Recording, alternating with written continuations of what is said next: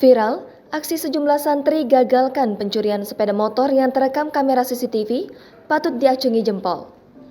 Sebagaimana unggahan @andreli_48, Rabu 26 Januari 2022. Video santri gagalkan pencurian sepeda motor itu diawali dengan pelaku yang memakai hoodie hitam sudah berhasil membongkar kunci motor yang diincarnya. Pelaku yang dibantu seorang lainnya itu bahkan sudah menaiki sepeda motor. Beruntung, dua santri yang mengenakan sarung dan seragam hijau langsung berlari dari dalam toko untuk menghentikan pelaku. Sempat terjadi aksi saling tarik, pelaku berhasil menyalakan sepeda motor dan hendak kabur tancap gas.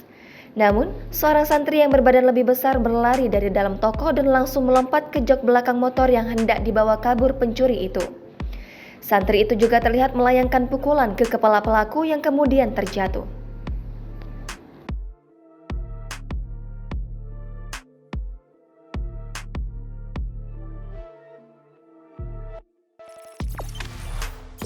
Jangan lupa subscribe, share, komen, dan like ya.